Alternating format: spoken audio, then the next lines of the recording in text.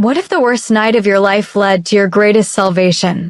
Jennifer never imagined Christmas would end with her being thrown into the snow, pregnant and accused of betrayal.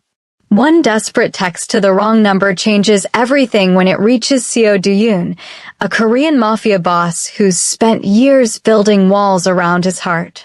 This is a story of false accusations, redemptive love, and the family we choose when blood abandons us. Hello, fam. Welcome back to Afro-Korean Heartbeat Stories. If you love emotional roller coasters with interracial romance and mafia redemption, you're in the right place. Hit subscribe now because this story will break your heart before it heals it. Don't forget to tell us where you're watching from. Thank you so much for your support. The slap echoed through the mansion's grand living room like a gunshot. Jennifer's head snapped to the side, her cheek burning, her vision blurring with tears she refused to let fall. She tasted copper on her tongue where her teeth had caught the inside of her mouth. Her hands moved instinctively to protect the small bump beneath her cream cardigan, cradling the life growing inside her as if her touch alone could shield it from the hatred radiating through the room. "You will not speak to my son that way, you lying whore." Marlene Holbrook's voice was ice-wrapped in venom. Jennifer's mother-in-law stood before her, hand still raised, chest heaving with righteous fury. "Did you really think we wouldn't find out?" Jennifer's lips trembled as she forced words past the tightness in her throat. "Find out what? I haven't done anything wrong. Please, Callum, tell your mother she's mistaken." But Callum didn't move from his position near the towering Christmas tree, its white lights casting harsh shadows across his face. The man who'd whispered promises into her stomach just weeks ago now looked at her with something worse than anger. Disgust. His silence cut deeper than his mother's hand ever could. "Tell her." Yvette Holbrook laughed from the leather sofa, the sound sharp and cruel. Callum's sister crossed her legs, smoothing her designer dress with deliberate slowness. Why would he defend the help? That's all you've ever been, Jennifer. Charity work that got out of hand. Jennifer's knees weakened. She'd stood in this room 1,000 times over the past year, always feeling small, always feeling watched, but never like this. Never like prey. The staff members lined against the walls, their eyes averted, but their ears open, bearing witness to her destruction. She recognized Eunice Rowe, the housekeeper who'd sometimes smiled at her in the hallways, now staring at the floor with her jaw clenched tight. "I love my husband." Jennifer's voice cracked. "I love this family. That baby is Callum's child. Our child. Shut your mouth." Edgar Holbrook spoke for the first time, his deep voice rumbling from the wingback chair where he sat like a king on a throne. Jennifer's father-in-law was a man who built empires with handshakes and destroyed lives with phone calls. He didn't need to raise his voice to terrify her. "You don't get to say my son's name anymore." A woman stepped forward from the shadows near the fireplace, and Jennifer's stomach dropped. Meredith Sloan, Callum's ex-fiancée. The woman whose engagement photos still hung in the East Wing because Marlene refused to take them down. Meredith moved with predatory grace, her red dress clinging to her curves, her blonde hair perfect despite the late hour. "I didn't want to be the one to tell them." Meredith's voice dripped with false sympathy. "But I couldn't let you destroy Callum's life with your lies." She held up her phone, the screen glowing with an image Jennifer couldn't see from where she stood. September 14th. "Ring any bells?" Jennifer shook her head, confusion mixing with mounting terror. "What are you talking about?" "The Lenox Hotel. Room 412. Meredith turned the phone toward the family, and Marlene gasped. Even Edgar leaned forward in his chair. "You were seen entering with a man. Staying for 3 hours. Leaving disheveled." "That's not true." Jennifer's voice rose, panic finally breaking through her shock. "I've never been to the Lenox Hotel. I don't even know where that is." You're calling me a liar? Meredith's mask of sympathy cracked, revealing the hatred underneath. There are photos, Jennifer. Time-stamped photos. And before you claim it's someone who looks like you, let me save you the embarrassment. She swiped to another image. That's the necklace Callum gave you for your birthday. The one with your initials. You're wearing it in the photo. Jennifer's hand flew to her throat, to the delicate gold chain that hung there. Her mind raced. She'd worn it every day since July, but she'd never been to any hotel with anyone. This was impossible. This was insane. Let me see those photos. Jennifer reached out, but Marlene stepped between them. You'll see nothing. You've seen enough, taken enough, lied enough. Marlene's face was flushed, her carefully applied makeup cracking at the edges. Did you think you could trap my son with a bastard child? Did you think your pretty brown skin and your sob story would buy you a place in this family forever?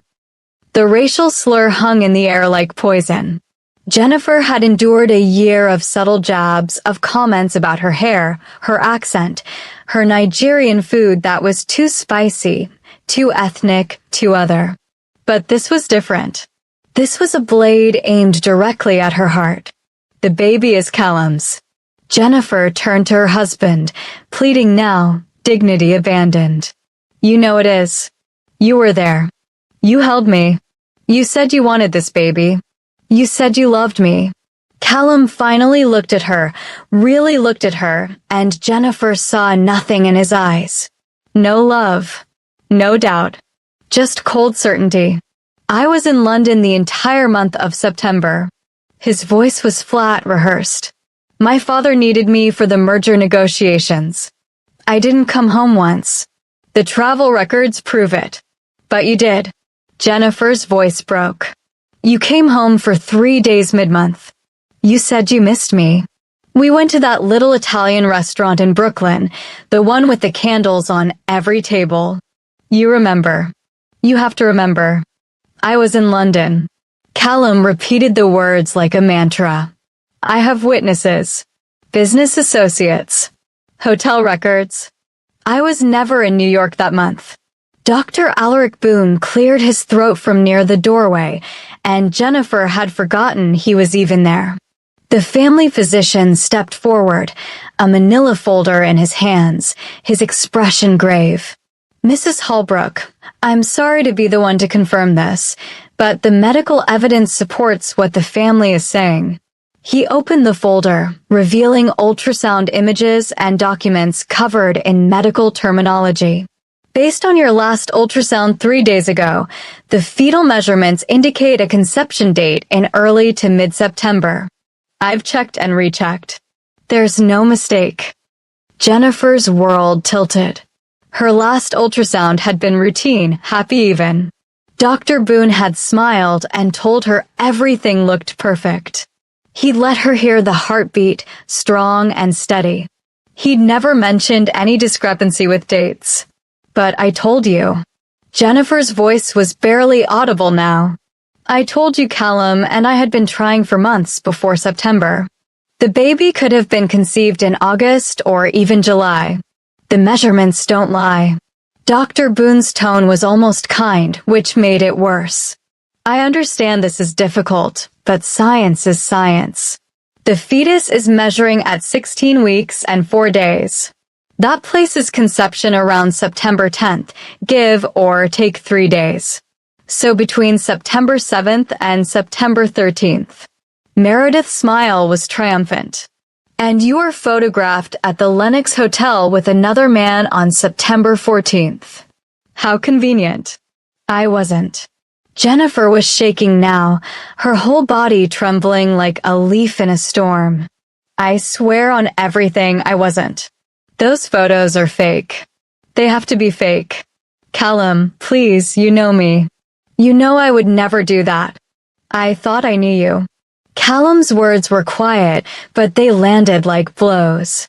I thought you were different. Humble. Grateful. Real. He laughed, the sound bitter. My mother warned me. She said you were after the money, the status.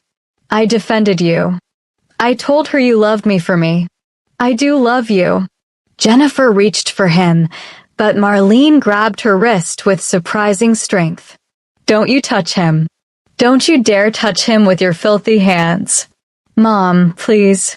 Jennifer tried a different tactic, appealing to the woman who'd never once called her daughter. I know we've had our differences, but I would never betray this family. That baby is your grandchild. Your blood. That thing inside you is not my blood. Marlene's face contorted with rage. It's some street rat spawn that you're trying to pass off as a Holbrook. Did you really think we're that stupid? That we wouldn't investigate? That we wouldn't find out the truth? Yvette stood from the sofa, walking over to examine Jennifer like she was something displayed in a museum. I have to admit, I almost admired the audacity. Sleeping around while playing the devoted wife. But you got sloppy. You got caught. I didn't sleep with anyone. Jennifer's voice rose to a shout, the first time she'd raised her voice in this house. I have been faithful. I have been loyal. I have done everything asked of me. I learned your recipes.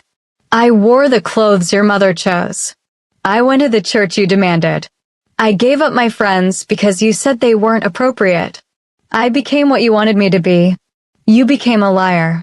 Edgar rose from his chair, his height imposing even at 65. And liars have no place in this family. Meredith pulled out another sheet of paper from her designer handbag. Since we're laying everything out, let's talk about your little Nigerian tradition of sending money home every month. $12,000 over the past year. Where did you think that money came from? Callum's generosity. Jennifer's blood ran cold. She had been sending money home to her mother, to her younger siblings who needed school fees and medical care. Callum had known. He'd said it was fine. He'd said family helped family. That's called theft in this country. Meredith continued, clearly enjoying herself. Taking money from your husband's accounts without permission. For all we know, you've been planning this scam from the beginning. Get pregnant by some random man, claim it's Callum's, secure your place in the family, and keep draining the accounts. Callum gave me permission. Jennifer's voice was hoarse from shouting. He signed the transfer forms himself. He met my mother on video call. He knows why I send money home. I signed those forms thinking you were my wife. Callum spoke again, his voice hard. Thinking the baby was mine. Thinking you were honest. I was wrong about all of it. Jennifer felt something break inside her chest, something fundamental and irreparable. The man she'd married, the man she loved, the man whose child she was carrying, believed these lies without question. He'd chosen his family's narrative over her truth without even a moment of doubt. So what now? Jennifer asked, her voice hollow. You've accused me. You've humiliated me in front of your staff. What do you want from me? We want you gone. Marlene released Jennifer's wrist like it burned her. We want you out of this house, out of our lives, and out of New York if you know what's good for you. This is my home. Jennifer looked around the room, at the Christmas decorations she'd hung that morning, at the presents under the tree she'd wrapped, at the life she'd built over the past year. I'm Callum's wife. Legally. That means something. It means nothing. Edgar pulled a document from inside his suit jacket. These are divorce papers. You'll sign them tonight. In exchange, we won't press charges for the theft or fraud. You'll walk away with nothing, but at least you'll walk away free. Jennifer stared at the papers, the words blurring together. Irreconcilable differences. Dissolution of marriage. Waiver of all claims to property and assets. It was already filled out, already prepared. They'd planned this. This wasn't a spontaneous discovery. This was an orchestrated execution. And if I don't sign? Then we destroy you. Marlene's smile was cold. We have lawyers who will drag you through court for years. We have connections in immigration. We have the power to make sure you never work in this city again. We will paint you as a con artist, a fraud, a whore who tried to trap a wealthy man with a pregnancy scam. Your name will be mud. Your reputation will be ashes. And that baby you're carrying will grow up knowing their mother was a lying, cheating criminal. Jennifer's hand pressed harder against her stomach, feeling the small flutter of movement that had started just last week. Her baby. Her innocent baby who'd done nothing wrong, who deserved better than this nightmare. I need time to think. You have no time. Edgar dropped the papers on the coffee table. Sign now or we call the police. Your choice is very simple. Jennifer's mind raced through her options. She had no money of her own. No family in America. Her visa was dependent on her marriage. Her friend Sadia was in Chicago visiting family for the holidays. She had nowhere to go, no one to call, no way to fight back against the Holbrook fortune and influence. Can I at least get my things? My clothes? My phone? Your phone is Holbrook property. Yvette held up Jennifer's iPhone, the rose gold case glinting in the Christmas lights. Paid for by my brother. Along with every piece of clothing on your back, every item in your room, every single thing you've touched in this house. The coat in the hallway closet. Jennifer's voice was barely a whisper.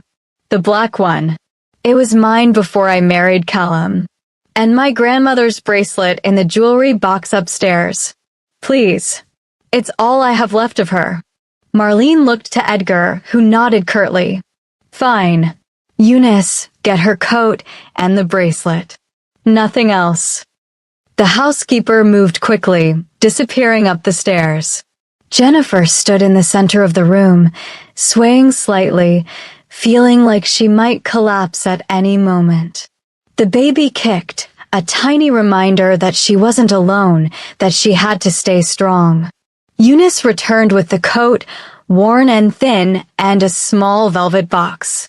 She handed them to Jennifer without meeting her eyes, but Jennifer thought she saw the woman's hand shake slightly. Sign the papers. Edgar pushed them toward her along with a pen. Jennifer picked up the pen, her hand trembling so badly she could barely hold it. She thought about refusing, about fighting, about screaming the truth until anyone believed her. But she looked at their faces, at the united front of Holbrook power and privilege, and she knew the truth didn't matter. It had never mattered. She signed her name, each letter feeling like a betrayal of herself. Good. Marlene snatched the papers away before the ink was even dry. Now get out. It's Christmas night. Jennifer's voice cracked. It's snowing outside. I'm pregnant. Please, let me stay until morning. I'll leave first thing. I promise. You'll leave now. Callum spoke for the final time, his voice empty of all emotion. I can't stand to look at you for another second. Yvette walked to the front door and opened it wide. Cold air rushed in, carrying snowflakes that melted on the marble floor. The temperature had dropped below freezing, and the storm that had been threatening all day had finally arrived in full force. Wait. Jennifer looked down at her left hand, at the wedding ring that felt heavier than it had any right to. Do you want this back? Keep it. Marlene's lip curled. Sell it if you can. You'll need the money for when that bastard is born. Jennifer slid the ring off slowly, her finger feeling naked without it. She placed it carefully on the coffee table, refusing to throw it, refusing to give them the satisfaction of seeing her bitter. I'll prove you wrong. Jennifer pulled on her coat, clutching the velvet box with her grandmother's bracelet. I'll prove that baby is Callum's. I'll prove I was faithful. And when I do, you'll regret this. We won't. Edgar's voice followed her as she walked toward the open door. Because we'll never think of you again. Jennifer stepped out into the snow, and the door slammed behind her with a finality that echoed in her bones. The cold hit her like a physical blow, wind cutting through her thin coat as if it weren't there at all. She stood on the front steps of the mansion, looking out at the long driveway that stretched toward the distant gates. The Christmas lights on the neighboring houses blurred through her tears. Families inside, warm and safe, celebrating while she stood in the snow with nothing. No phone, no money, no one to call for help. Just her and the baby and the bitter cold that was already seeping into her bones. She started walking, her shoes crunching in the fresh snow. Each step took her farther from the life she'd known and closer to an uncertain darkness. The wind howled around her, and she wrapped her arms around her stomach, trying to keep the baby warm even as her own teeth began to chatter. The gates were automated, thankfully, and they opened as she approached. Then she was through, standing on the public street, watching the gates close behind her with an electronic click that sounded like a prison door locking. Jennifer pulled her coat tighter and started walking down the street. She had no destination, no plan, just the desperate need to find shelter before hypothermia set in. Her mind kept replaying the scene in the living room, searching for the moment where everything had gone wrong, searching for something she could have said or done differently. But there was nothing. The trap had been set perfectly. The evidence manufactured. The family united against her. She'd never stood a chance. Her foot caught on something hidden under the snow, and she stumbled, barely catching herself against a lamppost. Pain shot through her ankle. She leaned against the cold metal, breathing hard, watching her breath form white clouds in the frozen air. She needed help. She needed to call someone. But her phone was gone, and she couldn't remember Sadia's number. Nobody memorized phone numbers anymore. They were all stored in devices, accessible with a touch, useless when those devices were taken away. A car drove past, its tires crunching on the snowy road, and Jennifer thought about flagging it down. But what would she say? What would they see?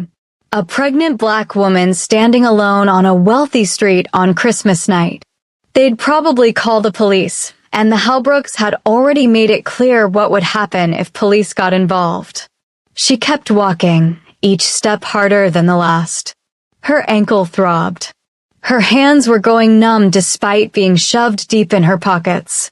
The snow fell harder now, thick flakes that accumulated on her shoulders and in her hair.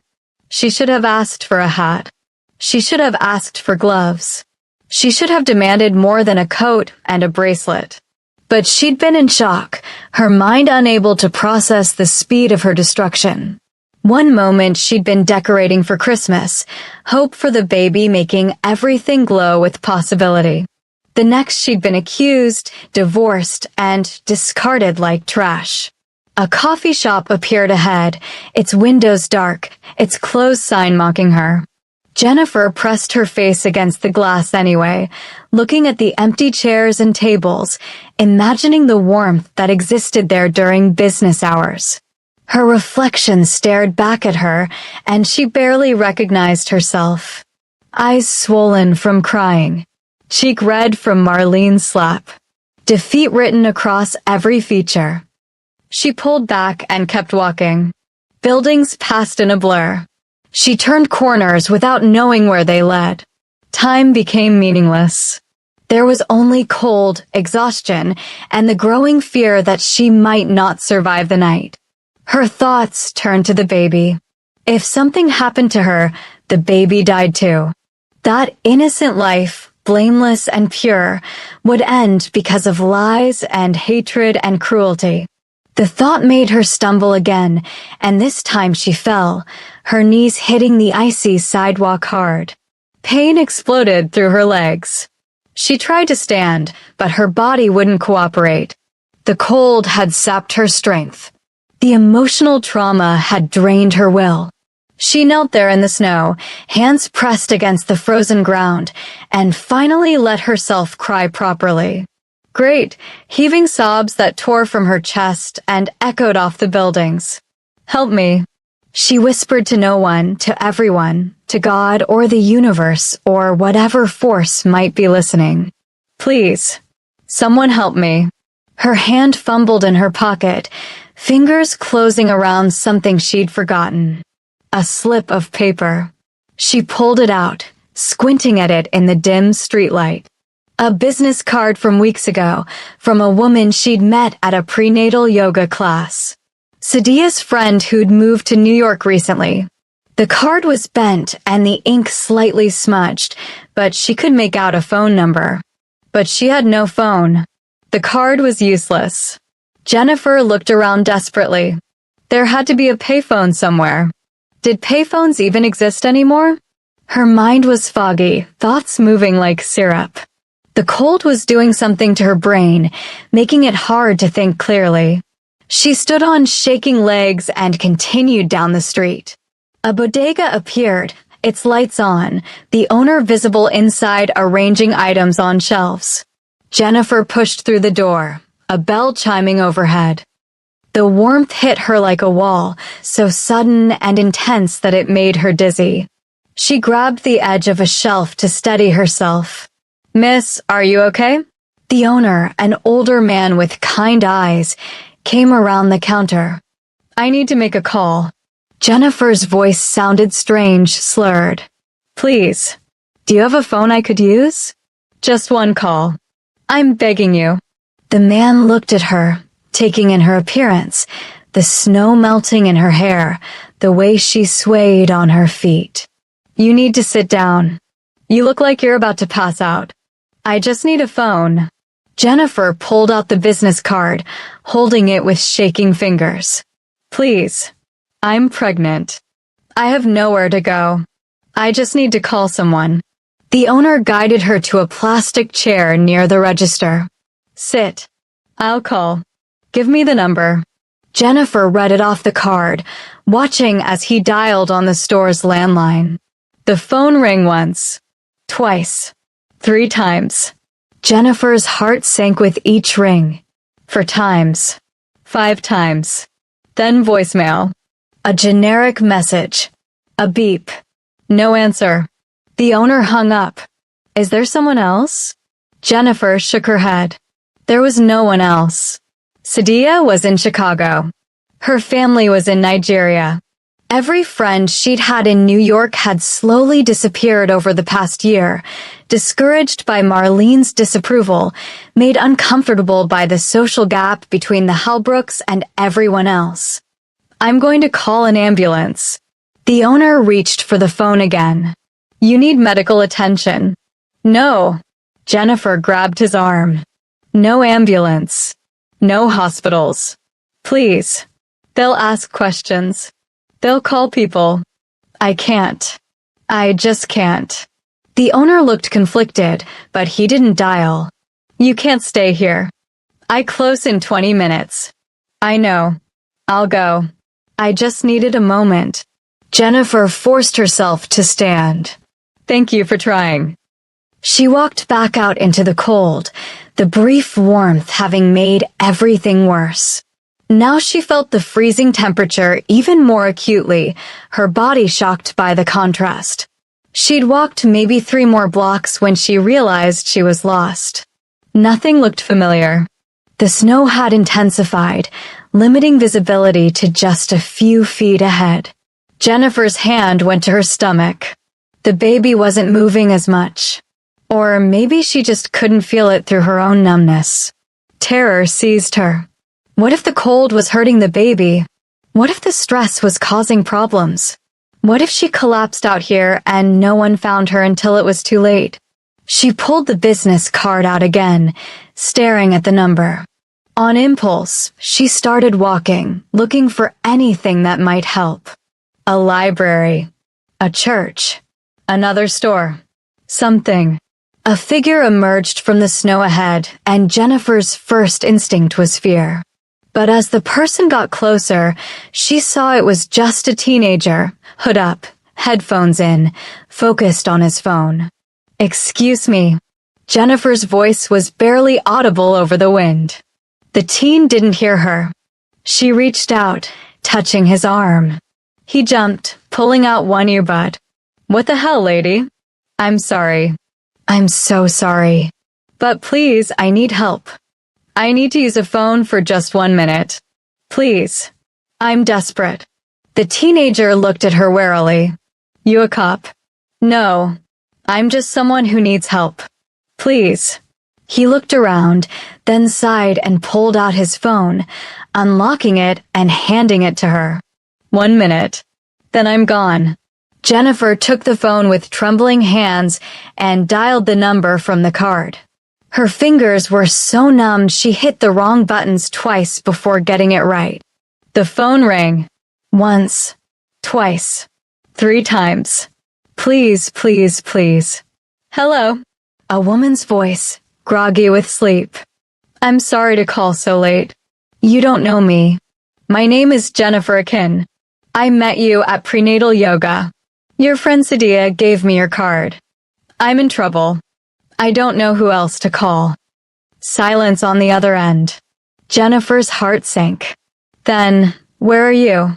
I don't know. Somewhere in Manhattan. I'm lost. I'm in the snow. I was thrown out of my home. I'm pregnant. I have nowhere to go. More silence. The teenager shifted impatiently, reaching for his phone. Jennifer turned away, clutching it tighter. I'm sorry. The woman's voice was sympathetic but firm. I can't help you. I barely remember you, and I'm not in a position to take in strangers. I'm sorry about whatever happened, but you should call the police or a shelter. Please. Jennifer's voice broke. Please, I'll do anything. I'll work. I'll clean. I'll sleep on the floor. I just need somewhere warm for tonight. Just tonight. My baby. Please think about my baby. I'm sorry. I really am. But I can't. The line went dead. Jennifer stood there, the phone still pressed to her ear, listening to the dial tone. The teenager snatched it back. You done? He didn't wait for an answer, just shoved the phone in his pocket and walked away, disappearing into the snow within seconds. Jennifer sank down onto the cold ground, her back against a brick wall. This was it. This was how she died. Frozen on a New York street on Christmas night, her baby dying with her, all because of lies she couldn't fight and a family that had crushed her without remorse. She thought about her mother in Lagos, probably awake now, mourning in Nigeria. She'd be expecting Jennifer's usual Christmas call. She'd wait by the phone, excited to hear about the baby, about life in America. She'd never know what happened. Jennifer would just disappear, another immigrant who'd come to America chasing dreams and found only nightmares. Her phone. She needed a phone.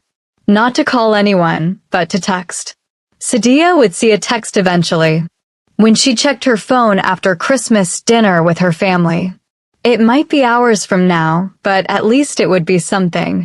At least someone would know what happened. Jennifer forced herself to stand. She needed to find someone else with a phone. Someone who'd let her send just one text. That was all. One text to Sadia. Then she could find a doorway somewhere, curl up as tight as possible, and hope the cold took her mercifully quickly. She walked another block and found herself in a more commercial area. Restaurants with their security gates pulled down. A closed bank. A luxury gym. And there, on the corner, a young couple sharing a cigarette outside a bar. Jennifer approached them, trying to make herself look less desperate, less threatening. I'm so sorry to bother you. I've been robbed. They took my phone and wallet. I just need to send one text to let my friend know I'm okay. Could I borrow one of your phones? Just for 30 seconds. Please. The woman looked at the man, who shrugged. Yeah, all right. Make it quick though. He handed her his phone. Jennifer took it, her hands shaking so badly she almost dropped it. She opened the messaging app and started typing a number. But what was Sadia's number?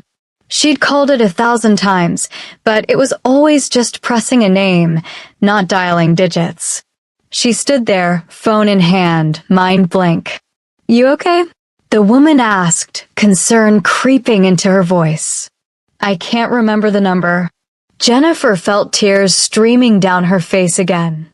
I can't remember. I'm sorry. I'm so sorry. She handed the phone back and turned away, walking blindly. Behind her, she heard the woman say something to the man, their voices fading as distance grew between them. Jennifer's mind was fracturing. The cold was doing permanent damage now. She could feel it. Her thoughts weren't connecting properly. Time kept skipping. One moment she was on one street, the next she was somewhere completely different with no memory of how she got there. She pulled out her grandmother's bracelet from her pocket, the velvet box somehow still intact. She opened it, looking at the gold links, the small charms her grandmother had collected over a lifetime. A cross, a tiny bird, an elephant. The bracelet was the only thing connecting her to home, to family, to a time before everything went wrong. Jennifer's fingers fumbled with the clasp, and she put the bracelet on her wrist. If she was going to die tonight, she'd die wearing something that meant love. Something that represented family that had chosen her, not rejected her. She kept walking, barely aware of direction or purpose anymore. Her body was on autopilot, stumbling forward because stopping meant dying. Buildings passed. Cars passed. Time passed. Or maybe it didn't. Maybe she'd been walking for 5 minutes or 5 hours. She couldn't tell anymore. A phone. She needed a phone. The thought circled in her mind like a broken record. She needed to text Cydia. But every time she tried to approach someone, the words wouldn't come. Her mouth wouldn't form sentences. She'd just stand there, swaying, until they walked away uncomfortably. Jennifer found herself in front of a church, its steps leading up to massive wooden doors. She climbed them slowly, each step an enormous effort. At the top, she tried the doors. Locked. Of course they were locked. Everything was locked. Everything was closed. Everything was impossible. She sat down on the top step, tucked into the corner where 2 walls met, trying to block the wind. Her coat was soaked through now, offering no warmth at all. She pulled her knees up as much as her pregnancy would allow, wrapped her arms around herself, and closed her eyes. The baby kicked weakly, one last reminder of the life depending on her. Jennifer's hand moved to her stomach, and she whispered into the wind. I'm sorry. I'm so sorry I couldn't protect you. I tried. I swear I tried. You deserved better than this. You deserved better than me. Her mind drifted to Callum, to the way he looked at her in those final moments. Not with anger. Not even with hate. Just nothing. She'd been erased from his heart so completely that she might as well have never existed. A year of marriage gone in an hour. A love she'd believed in, revealed as conditional and shallow. And the baby. Oh God, the baby. The tiny life that was half her and half Callum, whether he believed it or not. The child who'd never know their father, who'd never have the life Jennifer had dreamed of providing. The baby who might not survive to take their first breath. Jennifer's eyes closed, exhaustion overwhelming cold. She felt herself slipping away, consciousness fading. Maybe this was better. Maybe dying was a mercy. At least the pain would stop. At least the humiliation would end. In her fading awareness, she felt her pocket. Her coat pocket. Something was there. She pulled it out with clumsy fingers. Another business card, different from the first one. Where had this come from? When had she picked it up? The ink was completely smudged now, illegible, but there was a phone number embossed on the back, the numbers raised and readable even through the damage. Jennifer stared at it, not even sure what it was for or who it belonged to. But it was a number. A 10-digit string of hope, however thin. If she could just send one text. If she could just tell someone where she was. If she could just reach out into the void and hope someone reached back. Her survival instinct, buried under trauma and hypothermia, suddenly flared. She couldn't die here. She wouldn't die here. Not without trying one more time.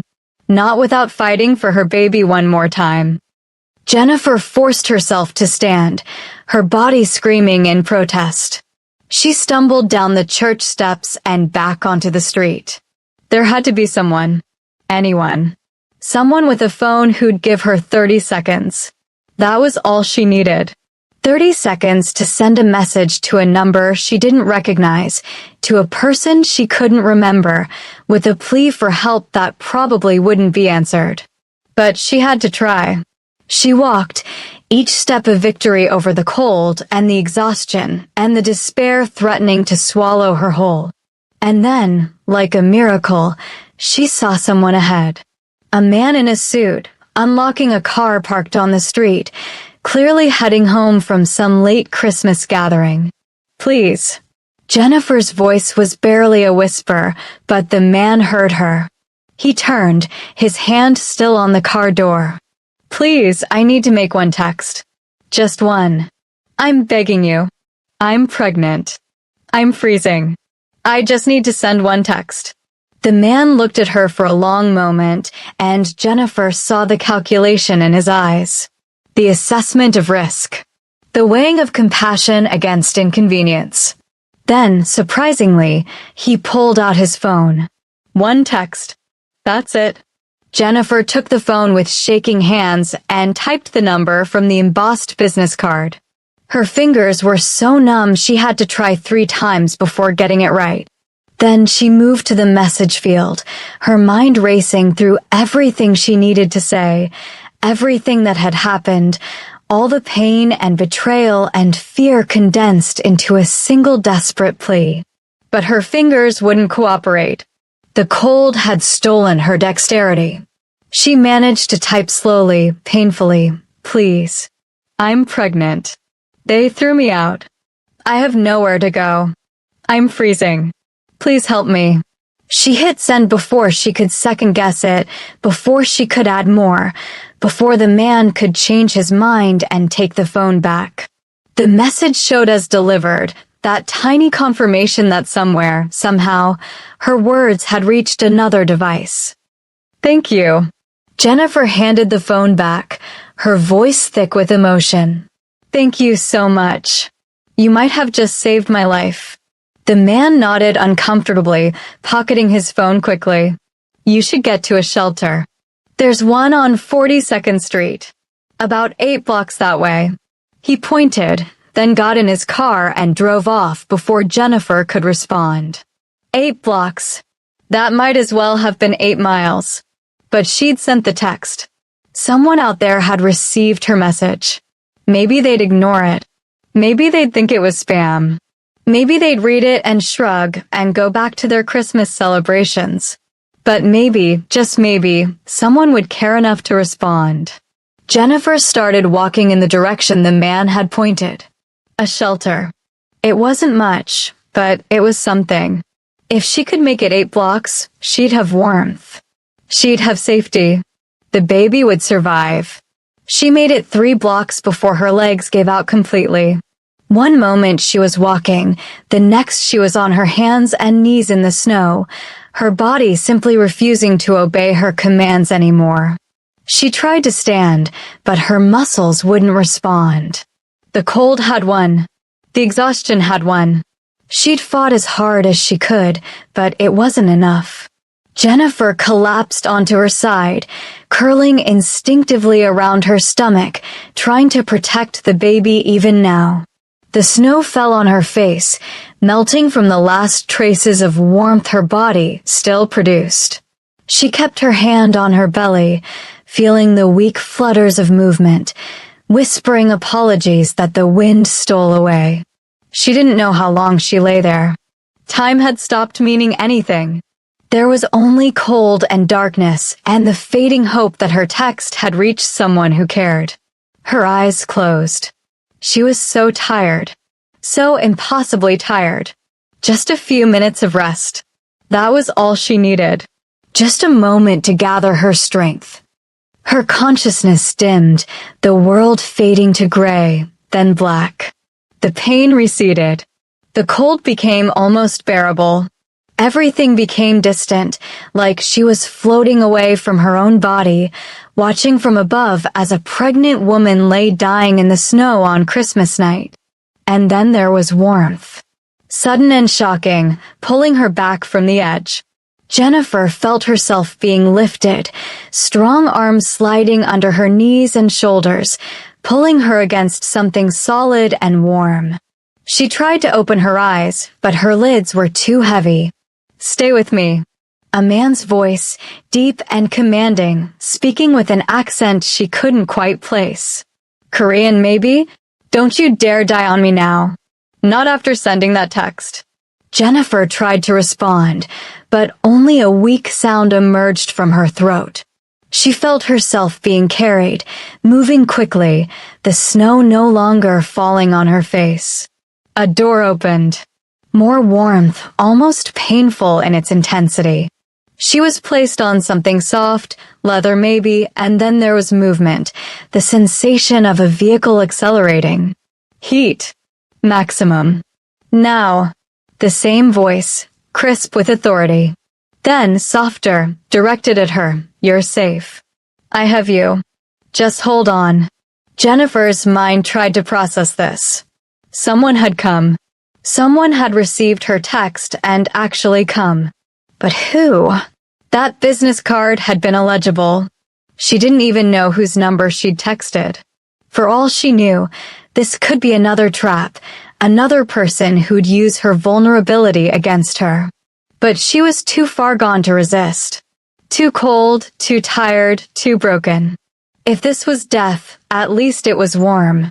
She felt hands on her, efficient and gentle, wrapping her in something soft and heated. A blanket, she realized dimly. Then another one. The warmth was almost painful, her frozen nerve endings screaming as blood flow gradually returned. "Hospital is 20 minutes away." Another voice, also male, also Korean. "Should I call ahead?" "No." The first voice, the one that had called her back from darkness. "Take her to the penthouse. Contact Dr. Min, tell him it's urgent. Pregnant woman, late-stage hypothermia, possible frostbite. He has 15 minutes to get there. Boss, that's not protocol. We don't bring strangers to your home." "I'm aware. Do it anyway." Jennifer felt the vehicle turn sharply, accelerating. She managed to crack her eyes open slightly, seeing the interior of a luxury car, leather and dark wood, the kind of vehicle she'd only ever seen in magazines. The man holding her was a blur of dark clothing and sharp features, his face mostly hidden in shadow. "Why?" Jennifer's voice was barely audible. "Why did you help me?" The man looked down at her, and even through her blurred vision, she could see his eyes. Dark, intense, haunted. "Because you asked." It was such a simple answer, yet it carried weight.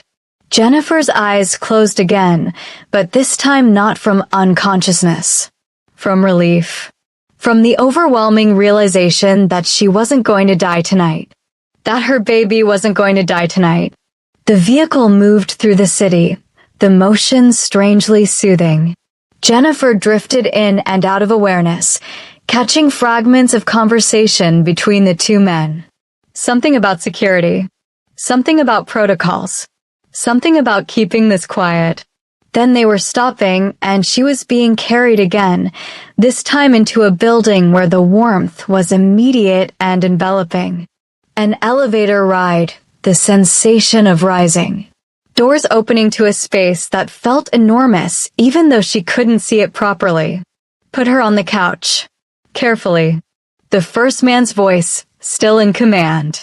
"Tae-sik, where's the doctor?" 5 minutes out, boss." Jennifer was laid on something impossibly soft, more blankets piled on top of her.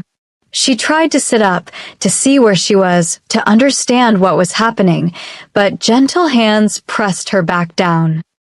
"Don't move. You're severely hypothermic." Moving too quickly could cause cardiac arrest. The man who'd saved her was crouching beside the couch now, his face finally visible in the light. He was younger than she'd expected, maybe mid-30s, with sharp features and dark hair pushed back from his face. Expensive suit. Cold eyes that somehow held concern. "What's your name?" "Jennifer." Her voice was stronger now, warmth slowly returning sensation to her body. "Jennifer Akin. I'm Co. Diyun. You texted my number. I don't know how you got it, but I'm glad you did." He studied her face, and Jennifer saw his gaze pause on the bruise forming on her cheek where Marlene had slapped her. His jaw tightened. "Who did this to you?" Jennifer's eyes filled with tears, the events of the night crashing back over her. "My husband's family. They accuse me of cheating. Said the baby isn't his. They had photos, evidence, a doctor who confirmed the dates. It was all planned. All lies. But I couldn't prove anything. So they divorced me and threw me out." Diyun's expression didn't change, but Jennifer saw something flash in his eyes. Recognition, maybe. Or understanding. On Christmas night, pregnant and without resources, they threw you into the snow. Yes. The word came out as a sob. I tried to find help. I tried to call people. But I had no phone, no money, nowhere to go. I found your number on a card in my pocket. I don't even remember where I got it. I just sent a text hoping anyone would respond. That card was mine. Another voice spoke, and Jennifer turned her head to see the second man, the one Diyun had called Tae-sik. He was tall and broad-shouldered, with a scar running along his jawline. "I give them out sometimes. To people who might need help. You must have crossed paths with me somewhere." Jennifer searched her memory, but found nothing. It didn't matter. What mattered was that card had saved her life. The elevator chimed and a man rushed out, carrying a medical bag. He was older, 50s maybe, with gray streaking his black hair. "Where is she?" "Here, Dr. Min." Diyun stepped back, allowing the doctor access to Jennifer. Dr. Min worked quickly, pulling out instruments, checking her temperature, her pulse, her blood pressure. Core temperature is dangerously low, 34 degrees Celsius. Another hour and we'd be looking at organ failure. He wrapped a blood pressure cuff around her arm. "When did you last feel the baby move?" "I don't know." Jennifer's voice shook. "In the snow. Maybe 20 minutes ago? Maybe longer." "It was weak." "Please, is the baby okay? Please tell me the baby is okay." Dr. Min pulled out a portable ultrasound device, the kind Jennifer had only seen in hospitals. He squeezed gel onto her stomach, which was still covered by her wet clothes. "We need to get these off her. Now." They're holding cold against her skin. "I'll get something for her to change into." Diyun disappeared down a hallway, returning moments later with what looked like expensive silk pajamas. He handed them to Jennifer, but then turned his back, giving her privacy. With Dr. Min's help, Jennifer peeled off her wet clothes, each movement sending painful tingles through her extremities as blood flow returned. The warm, dry pajamas felt like heaven against her skin. They were far too large, clearly men's clothing, but she didn't care. "Lie back." Dr. Min positioned the ultrasound probe on her stomach, and the room filled with static-like sounds as he searched for the heartbeat. Jennifer held her breath, terror building with each passing second. Then, suddenly, there it was. The rapid, steady thump-thump-thump of her baby's heart. Jennifer burst into tears, relief overwhelming her. "Thank God. Thank God." Heartbeat is strong. Dr. Min moved the probe, checking different angles. Fetal movement looks good. No signs of distress. "You got her inside just in time, Diyun." Another 30 minutes, and we'd be having a very different conversation. Jennifer wiped her eyes, looking at Diyun who'd turned back around now that she was dressed. You saved my baby's life. You saved my life. I don't know how to thank you. You don't need to thank me. Diyun's voice was flat, emotionless, but Jennifer saw something in his eyes that contradicted his tone. Pain, old and deep. Dr. Min, what does she need? Rest. Warmth. Nutrients. I'll set up in 4 to get fluids into her system.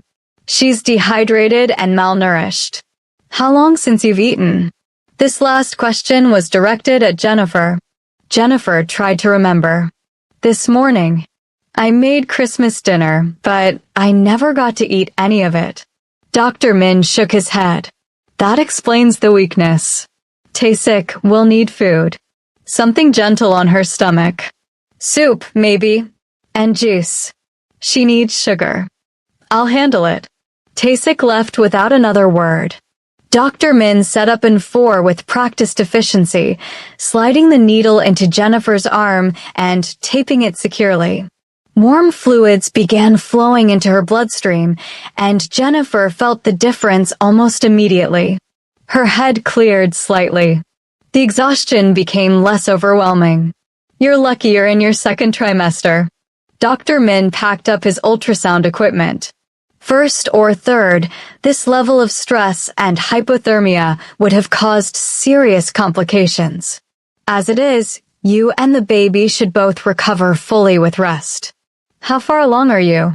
Diyun asked, still standing at a careful distance. 16 weeks. Or so I thought. But the doctor who examined me 3 days ago said the measurements indicated conception in September. My husband was supposedly in London all of September, so they decided I must have cheated. Jennifer's voice turned bitter. But I didn't. I swear I didn't. Callum came home mid-September. I remember. We had dinner in Brooklyn. We watched movies. We made love. I remember all of it. But he denied it.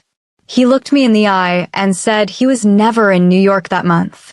Diyun and Dr. Min exchanged a glance that Jennifer couldn't interpret. What? What was that look? Dr. Min cleared his throat. Dating by ultrasound measurements isn't exact. There's typically a margin of error of 5 to 7 days, sometimes more. If you conceived in late August and the baby is measuring slightly ahead, it could easily push the estimated conception date into early September.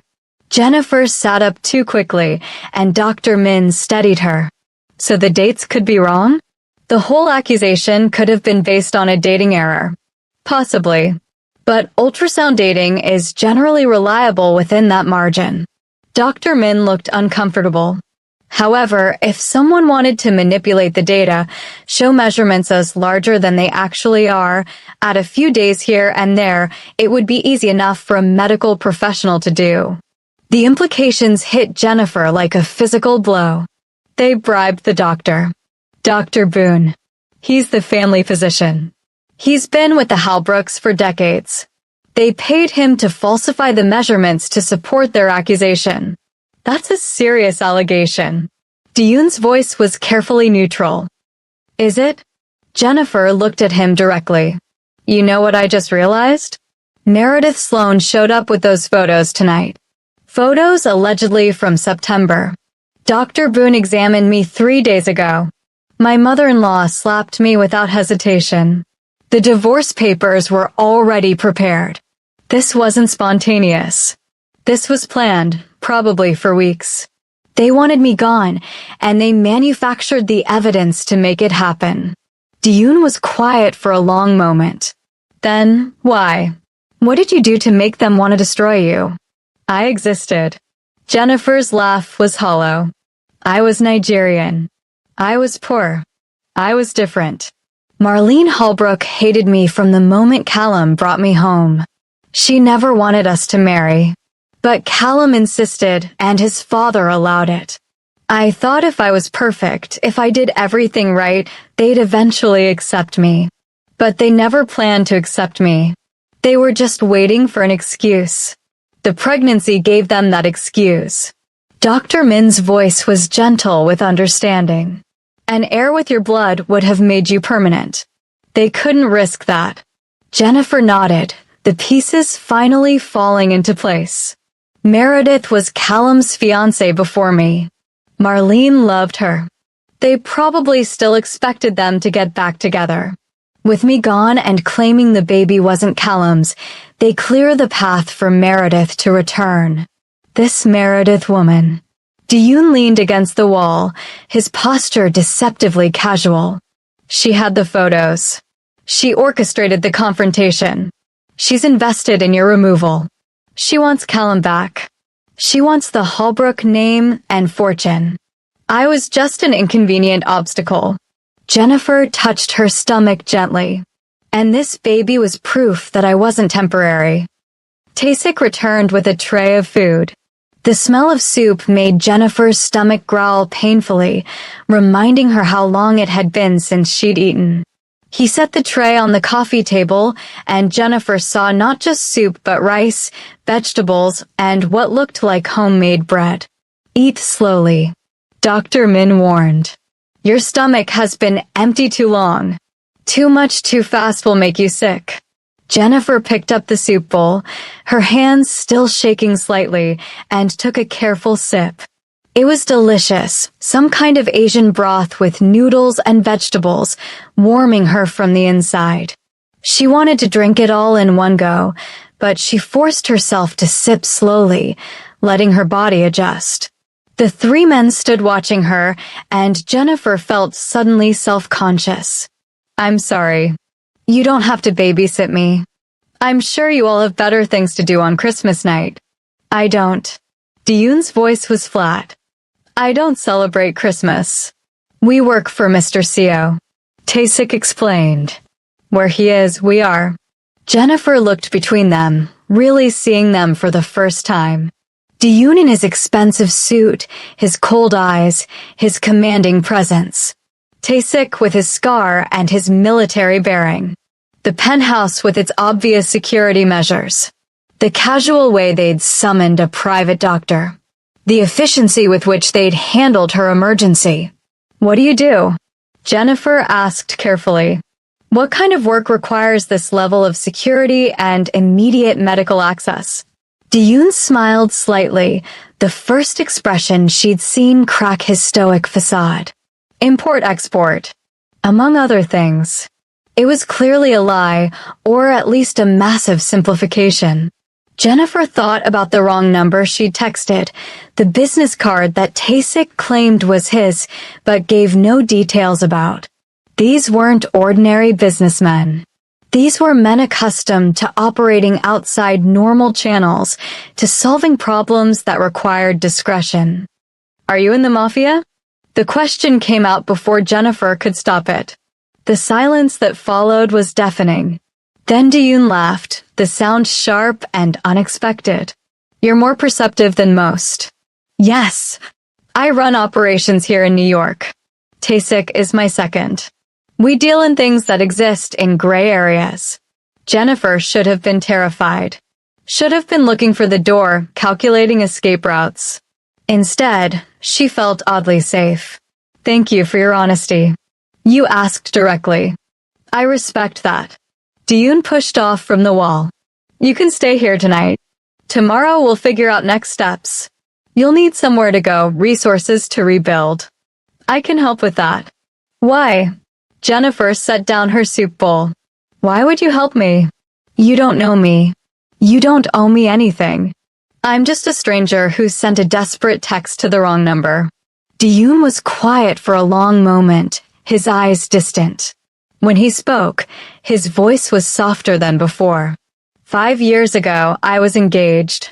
My fiancée was pregnant. She went into early labor while I was handling business. By the time I got to the hospital, she was already gone. Complications. The baby boy lasted 3 hours. Jennifer's hand went to her stomach instinctively. I'm so sorry. I blamed myself for years. If I'd been there, if I'd prioritized differently, if I'd paid attention to the signs. Diyun's joy tightened. Tonight, when I saw your text, saw the word pregnant, I didn't hesitate. I tracked your phone location and came immediately. Maybe I can't save my own child, but I can save yours." The raw pain in his voice made Jennifer's eyes fill with tears again. "You're giving me a second chance because you never got one." Something like that. Diyun turned away, his moment of vulnerability clearly over. "Dr. Min, make sure she has everything she needs. Tae-sik, set up the guest room. She'll need clothes, toiletries, everything. Buy whatever is necessary. I'll handle it." Tae-sik disappeared again. Dr. Min checked Jennifer's bag. "I'll stay for a few hours to monitor her condition. Her core temperature is still rising, and I want to make sure there are no complications. But preliminarily, she should make a full recovery." "Good." Diyun headed toward what looked like a home office. "Jennifer, rest. We'll talk more in the morning." Jennifer watched him go, this strange man who'd saved her life for reasons rooted in his own tragedy. She should feel grateful, and she did, but she also felt confused. The night had been such a whirlwind of horror and rescue that her mind couldn't fully process any of it. Dr. Min settled into a chair near the couch. "Try to sleep if you can. Your body needs rest to recover." But Jennifer couldn't sleep. Her mind kept replaying the confrontation at the mansion. Marlene's slap. Callum's betrayal. Meredith's triumphant smile. The manufactured evidence. The systematic destruction of her life in less than an hour. "Dr. Min." Jennifer spoke quietly. "Is there any way to prove the ultrasound measurements were falsified? Not without access to the original imaging and equipment." Dr. Min's expression was sympathetic. "And even then, it would be difficult. The differences we're talking about are subtle. A few millimeters here, a slightly different angle there. An unethical doctor could easily justify the measurements as being within normal variation. So there's no way to prove I'm telling the truth. No way to prove the baby is Callum's. There is one way." Dr. Min hesitated. "Paternity testing can be done during pregnancy. A non-invasive test using your blood and the father's blood. It's expensive, but it's accurate." Hope flared in Jennifer's chest. "If I could get that test, it would prove the baby is Callum's. It would expose all their lies. It would prove the baby is his, yes. But it wouldn't expose anything they could be held accountable for." Dr. Min's voice was gentle but firm. The photos could still exist. The doctor could claim good faith error. Your husband could still say he wants nothing to do with you or the baby. The test would give you truth, but not necessarily justice. The hope deflated as quickly as it had risen. "So even if I prove I was faithful, even if I prove the baby is his, it won't matter. They'll still have one. Maybe, but at least you'd know the truth. And your child would grow up knowing their father's identity, even if he chooses not to acknowledge them." Dr. Min adjusted her fore. "That's worth something." Jennifer supposed it was. But it felt hollow, a consolation prize for having her entire life destroyed. She closed her eyes, exhaustion finally overwhelming the adrenaline that had kept her going. She must have dozed off because when she opened her eyes again, pale sunlight was filtering through massive floor-to-ceiling windows. She was no longer on the couch, but in a bed, in a room she didn't recognize. The floor was gone, replaced by a simple bandage on her arm. Jennifer sat up slowly, taking in her surroundings. The guest room was enormous, decorated in minimalist grays and whites, with furniture that probably cost more than she'd earned in a year. Through the windows, she could see the New York skyline, buildings stretching into the distance, confirming she was somewhere high up. Her grandmother's bracelet was on the nightstand, carefully placed beside a glass of water and what looked like prenatal vitamins. Someone had thought to save it, to keep it safe for her. The small kindness made her throat tight with emotion. The bedroom door opened slightly and a woman's face appeared. She was older, maybe 60, with kind eyes and gray hair pulled back in a bun. Oh good, you're awake. I'm Eunice Rowe. I'm Mr. Sio's housekeeper. Jennifer froze. Eunice Rowe? But you were the housekeeper at the Holbrook mansion. Eunice stepped into the room fully, and Jennifer saw she was carrying fresh clothes. I was. Until about 3 hours ago when I quit. I couldn't stay there after what they did to you. I've been working for that family for 15 years, and what I witnessed last night was the most disgusting display of cruelty I've ever seen. But how are you here? How did you even know where I was? Eunice sat on the edge of the bed. Mr. Sio made some calls this morning. Found out who the Halbrooks were, where you'd come from, who might have information. His people are thorough. They tracked me down and offered me a position here. Better pay, better treatment, and a boss who apparently saves pregnant women from dying in the snow. It wasn't a hard decision. Jennifer's mind was reeling. Dune investigated the Halbrooks? Investigated is putting it mildly. By the time I got here an hour ago, he knew more about that family than I learned in 15 years of working for them. Business dealings, personal scandals, financial situations. He's building something, though I don't know what yet. He barely knows me. Why would he go to that trouble? Eunice's expression softened. I can't speak to his reasons, but I can tell you what I came here to say. I witnessed everything last night. I heard every accusation, saw every piece of supposed evidence. And I know for a fact that at least some of it was manufactured. Jennifer leaned forward. What do you mean? Those photos of you at the Lenox Hotel? I helped Meredith stage them. Not directly, but I saw her preparations. She hired an actress who looked like you. Bought the same clothes you wear, the same necklace. Shot everything in a hotel room from angles that would make identification difficult. She's been planning this for months, waiting for the right moment. Rage flooded through Jennifer, hot and cleansing. You knew? You knew and you said nothing. I didn't know what the photos were for until last night. I thought it was some petty scheme to make Callum jealous, to win him back. I didn't realize she planned to destroy you with them. Eunice's voice was thick with guilt. I should have said something. I should have warned you. I'm sorry. I'm so sorry. Jennifer wanted to be angry, wanted to rage at this woman who'd stayed silent while her life was torn apart. But Eunice had also lost her job to be here, to finally tell the truth. That had to count for something. Can you prove it? Can you testify that the photos were faked? I can. And I will. But there's more. Eunice pulled a small USB drive from her pocket. I have files. Emails between Meredith and Dr. Boone discussing payment for falsifying your ultrasound results. Bank transfers from the Holbrook accounts to an offshore account in Dr. Boone's name. Text messages between Marlene and Meredith planning the whole confrontation. I've been copying files for weeks, ever since I realized something terrible was being planned. Jennifer took the USB drive with shaking hands. This is evidence. Real evidence that could expose them. It's everything you need to prove you were set up. I'm willing to testify, to give a statement, whatever you need. Eunice stood. I failed you last night. I won't fail you again. After Eunice left, Jennifer sat alone with the USB drive, her mind spinning. She had proof. She had a witness.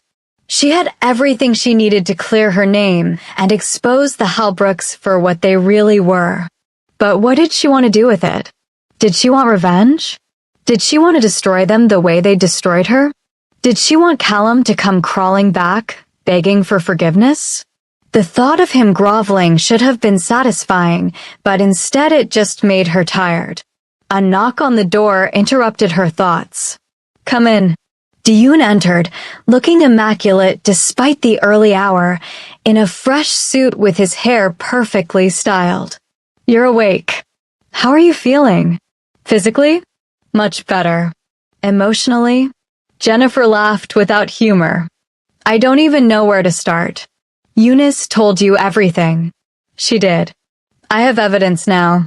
Proof that I was set up, that the photos were fake, that the doctor was bribed. I could take this to the police, to the media, destroy the Halbrooks publicly. Jennifer turned the USB drive over in her hands. But I don't know if that's what I want. Diyun sat in the chair near the window. What do you want? I want my baby to be safe. I want to know we'll have a home, a life, security. I want to never have to depend on anyone who could turn on me again. Jennifer looked at him. Revenge sounds good in theory, but it won't give me any of that. No, it won't. Diyun was quiet for a moment. But justice might. What's the difference? Revenge is about making them suffer. Justice is about making sure they can't do this to anyone else. Diyun leaned forward. Let me tell you what I learned about the Halbrook family this morning. This isn't the first time they've destroyed someone who became inconvenient. Callum's first serious girlfriend before Meredith was pushed out under similar circumstances. Business partners who disagreed with Edgar's methods found themselves ruined financially. Staff members who knew too much had unfortunate accidents or sudden career-ending scandals. The Halbrooks have a pattern of crushing anyone who threatens their perfect image. Jennifer's stomach churned. So I'm just the latest victim. You're the latest victim who has proof and who got away. Diyun's eyes were intense. You could be the one who finally stops them. And how exactly would I do that? I have no money, no power, no influence. They're rich and connected. Even with evidence, they'd find a way to bury it. Not if you have help. Diyun stood, walking to the window. I told you I run operations in gray areas. That means I have resources, connections, and methods that ordinary people don't have access to. I also have a personal policy of destroying people who hurt pregnant women. It's a niche, but I'm committed to it. Despite everything, Jennifer almost smiled. You want to help me take down the Halbrooks? I want to make sure they face consequences for what they did. The evidence Eunice provided is good, but it's not complete. We need more. We need to build an airtight case that even their lawyers and PR teams can't spin. And then we need to make sure it reaches people who can't be bought or intimidated. That's a lot of we for someone I just met. Consider it an investment. Diyun turned back to face her. You stay here. You recover. You prepare for your baby. In exchange, you let me handle the Halbrooks. I'll keep you informed of every step, but you don't have to do anything except heal and be ready to testify when the time comes. Jennifer studied him, trying to understand his real motivations. Why do you really care? Is this just about your lost child, or is there something else? Diyun was silent for so long Jennifer thought he wouldn't answer. Then, my fiancé died because I wasn't there. Because I prioritized business over her. I've spent 5 years trying to figure out how to atone for that. Helping you won't bring her back, but maybe it will make the weight a little lighter. The raw honesty in his voice convinced Jennifer in a way practiced arguments never could. Okay, I'll stay. I'll let you help. But I have conditions. Name them. I'm not a charity case. I'll work. I'll earn my keep somehow. I won't be dependent on your generosity indefinitely. Jennifer's voice was firm. And my baby comes first. Always. If at any point this puts my child at risk, I'm done. Evidence or no evidence, justice or no justice. Agreed. Diyun nodded. Anything else? Yes. When this is over, when the Halbrooks are exposed and I have my life back together, I walk away. Clean break. No obligations, no strings attached. I rebuild on my own terms. That's the plan. Diyun extended his hand. Do we have a deal? Jennifer shook his hand, his grip firm and warm. We have a deal. Over the following weeks, Jennifer settled into an unlikely routine in Diyun's penthouse. She had her own suite of rooms, complete privacy, and access to anything she needed. Dr. Min visited regularly, monitoring her pregnancy and ensuring both she and the baby remained healthy. The hypothermia had left no lasting damage and the baby was growing perfectly. Eunice became a quiet presence, managing the household but also spending time with Jennifer, sharing stories about the Halbrooks that filled in gaps in Jennifer's understanding. Each conversation revealed new layers of dysfunction and cruelty in that family. Diyun was often absent, handling his business, but when he was home, he'd check on Jennifer with a careful distance that never quite masked his concern. He'd ask about the baby, about her health, about whether she needed anything. He never touched her, never invaded her space, but his presence was somehow comforting. Taesik was more direct in his guardianship, treating Jennifer like a younger sister who needed protecting. He taught her basic self-defense, insisting she know how to protect herself and the baby. He brought her books, food, and occasionally terrible jokes that made her laugh despite herself. And slowly, carefully, Diyun built his case against the Halbrooks. He gathered financial records showing decades of illegal activities and tax evasion. He collected testimonies from former employees who'd been threatened into silence. He compiled evidence of the conspiracy against Jennifer, strengthening Eunice's files with additional proof. One evening, about a month after Jennifer had arrived at the penthouse, Diyun called her into his office. The room was lined with monitors and files, everything related to the Halbrooks spread across multiple surfaces. "We're ready."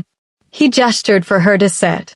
"I have enough to expose them financially, criminally, and socially. The question is how you want to proceed." Jennifer had thought about this constantly over the past weeks. "I want Callum to know the truth. Before anything goes public, before the world knows what his family did, I want him to face me and know that he destroyed an innocent woman and his own child for nothing." Diyun considered this. That's dangerous. He could warn the family. They could start hiding assets or destroying evidence. I need to look him in the eye. I need him to live with what he did, knowing it was all based on lies. Jennifer's voice was steady. "Can you arrange it?" "Somewhere safe where he can't threaten me." "I can arrange it." Diyun pulled out his phone. "But I'll be there." "And you walk away the moment you want to. No extended confrontation, no letting him manipulate you. You say your piece, you get your closure, and then we move forward with the exposure." "Agreed." "Agreed." Jennifer felt her heart rate pick up. After a month of safety and healing, the thought of seeing Callum again made her stomach twist. But she needed this.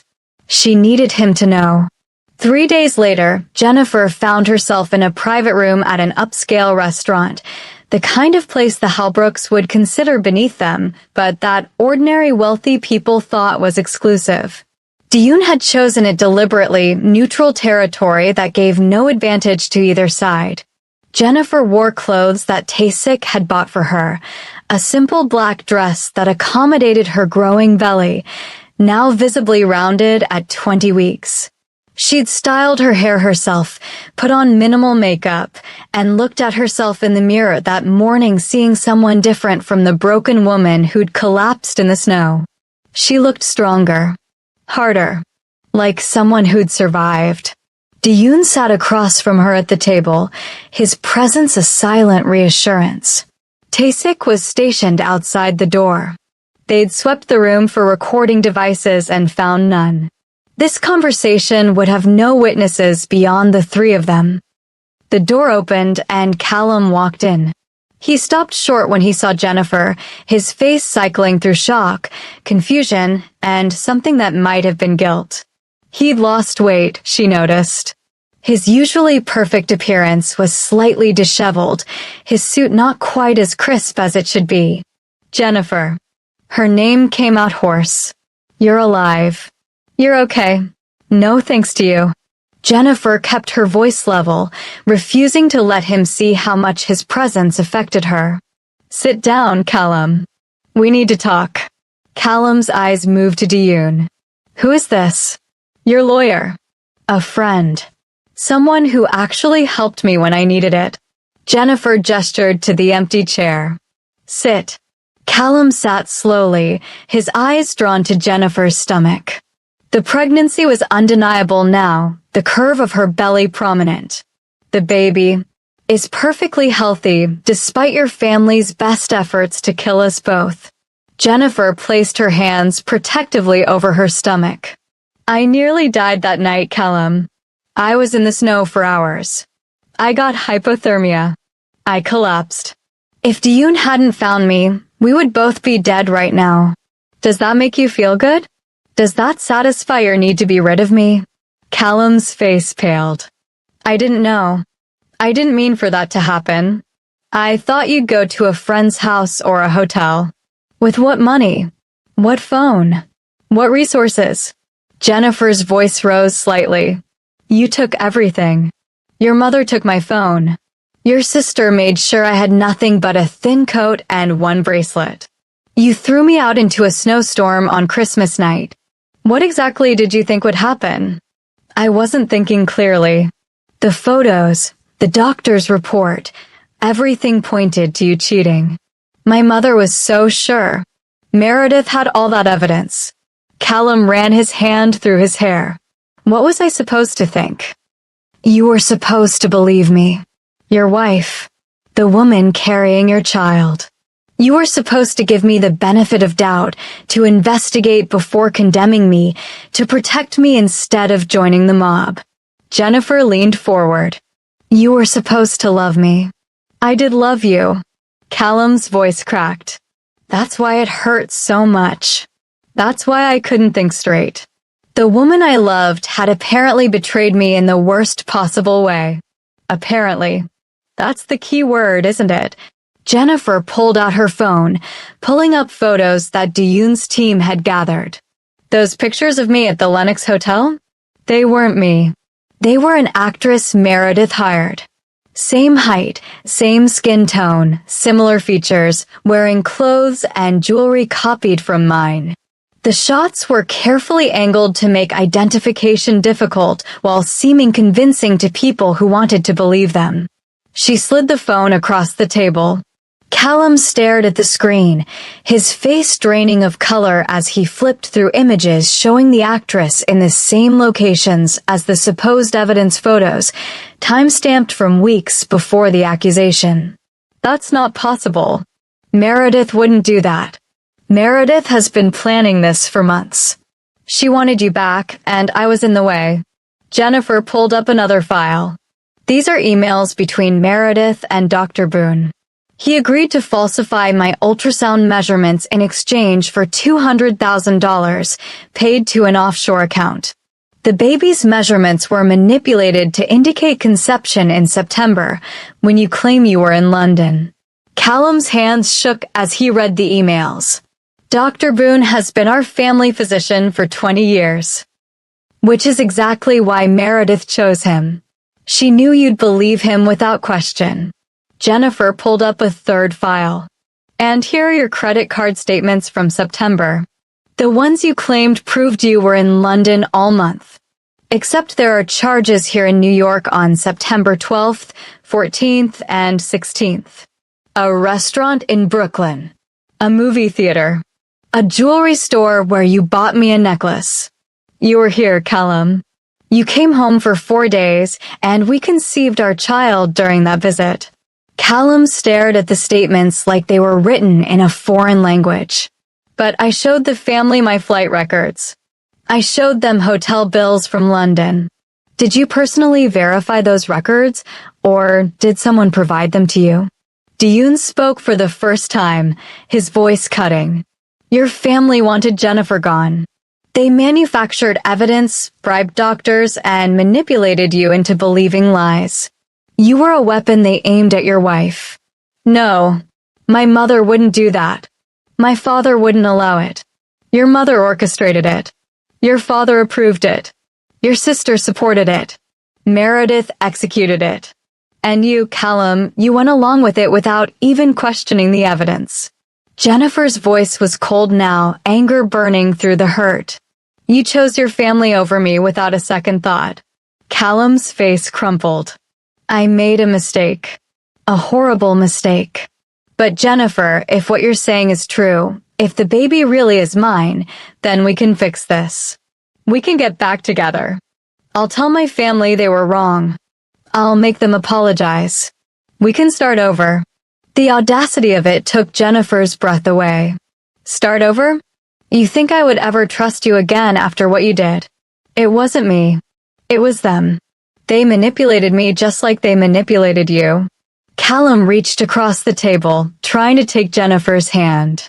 She pulled away. Please, Jennifer. I love you. I love our baby. Give me another chance. You had your chance. You had a year of marriage to build trust, to show me that you'd stand by me no matter what. And the first time you were tested, you failed. Jennifer stood, and Diyun stood with her. I didn't ask you here for reconciliation. I asked you here so you could know the truth. So you could live with the knowledge that you destroyed your own family for nothing. What are you going to do? Callum's voice was desperate. Are you going to the police? Are you going to the media? I'm going to do what's necessary to protect my child from ever being hurt by your family again. Jennifer walked toward the door. The evidence will be released to the appropriate authorities and media outlets tomorrow morning. The Halbrooks are about to learn what it feels like to have their lives destroyed in an instant. Wait. Callum stood, nearly knocking over his chair. My parents, they made mistakes, but they don't deserve to have everything taken from them. Jennifer, please, for the sake of what we had. Jennifer turned back to look at him one final time. I begged you that night. I begged you to believe me, to help me, to show mercy. You had none. You threw me into the snow to die. Now you want me to show mercy to the people who tried to kill me and our baby? The answer is no. She walked out, Diyun close behind her, leaving Callum standing alone in the private room. In the car, Jennifer felt her hands shaking, adrenaline finally catching up with her. You did well. Diyun's voice was quiet. That took courage. It didn't feel like courage. It felt like closing a door that should never have been opened. Jennifer touched her stomach, feeling the baby kick. What happens now? Now the real work begins. Diyun pulled out his phone. Tomorrow morning, files will be delivered to the FBI, the IRS, the New York Times, the Wall Street Journal, and half a dozen other media outlets. By noon, the Halbrook empire will be in free fall. By evening, arrests will begin. By next week, everything they built will be ashes. Jennifer should have felt triumphant. Instead, she just felt tired. And then what? After they're destroyed, after justice is served, what happens to me? That's your choice. You can stay as long as you need to get on your feet. You can leave whenever you're ready. There's no debt between us. Diyun looked out the window at the passing city. But I hope you'll stay at least until the baby is born. I'd like to know that both of you are safe. Over the following days, the Halbrook scandal exploded across every news outlet. The financial crimes were damning enough, decades of tax evasion and fraud documented in meticulous detail. But it was the personal cruelty that captured public attention. The story of how they'd manufactured evidence to destroy a pregnant daughter-in-law, throwing her into a snowstorm to die, became a viral sensation. Eunice gave televised interviews, her calm recounting of what she'd witnessed and what she'd helped expose, making her an unlikely hero. The actress Meredith had hired came forward, having been promised anonymity, and confirmed her role in creating the fake photos. Dr. Boone was arrested for medical fraud and conspiracy. Callum tried to position himself as another victim, manipulated by his family, but the public wasn't sympathetic. The credit card statements showing he'd been in New York when he claimed to be in London destroyed his credibility. His refusal to defend his wife, his willingness to believe the worst, his participation in her exile, all of it painted him as weak and complicit. Marlene and Edgar were arrested on multiple charges. Their lawyers immediately began damage control, but the evidence was overwhelming. Yvette fled to Europe, attempting to escape extradition. Meredith was charged with conspiracy, fraud, and attempted murder, the last charge stemming from the fact that throwing a pregnant woman into the snow constituted reckless endangerment likely to result in death. Jennifer watched it all from the safety of Dion's penthouse, feeling detached from the circus her life had become. Reporters tried to find her, but Dion's security was impenetrable. She released one statement through a lawyer, confirming the facts and requesting privacy for her pregnancy. She refused interviews, refused to become part of the spectacle. Instead, she focused on preparing for the baby.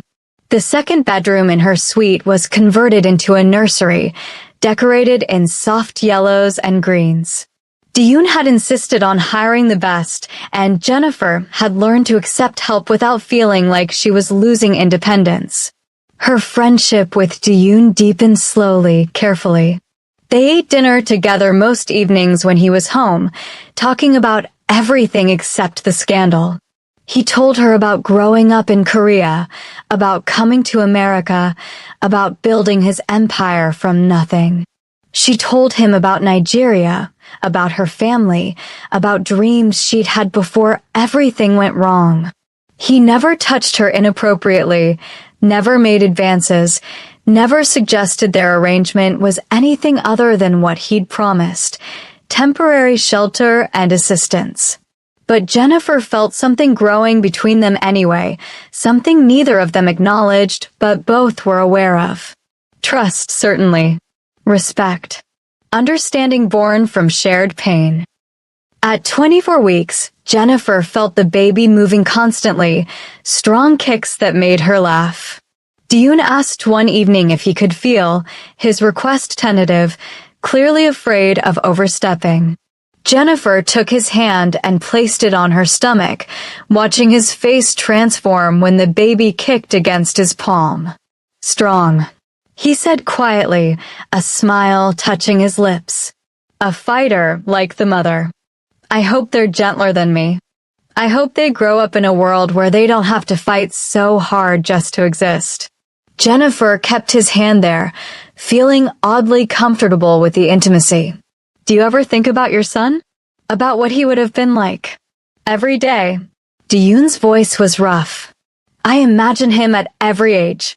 Walking, talking, going to school. Wondering who he would have become. I'm sorry you lost them. Both of them. I'm sorry you lost your marriage and your illusions about love. Dion pulled his hand back. But I'm not sorry our paths crossed. You've reminded me that not everything I touch has to be about business or revenge. Sometimes it can just be about helping. At 28 weeks, the trial dates were set. The prosecution was confident, the evidence overwhelming. Jennifer would have to testify, but not for months, giving her time to have the baby and recover before facing the Halbrooks in court. Callum requested a meeting, which Jennifer refused. He sent letters, which she read once and filed away. He was losing everything, his family's respect, his company position, his social standing. The divorce was being contested by his lawyers, who claimed it was obtained under fraudulent pretenses. Jennifer's lawyer, paid for by Dion, was handling it with ruthless efficiency. At 30 weeks, Jennifer started feeling anxious about what came after. The baby would be here in 10 weeks. She'd need her own place, her own life. She couldn't stay in Dion's penthouse forever, no matter how comfortable it had become. She brought it up one evening over dinner. I need to start planning for after the baby comes.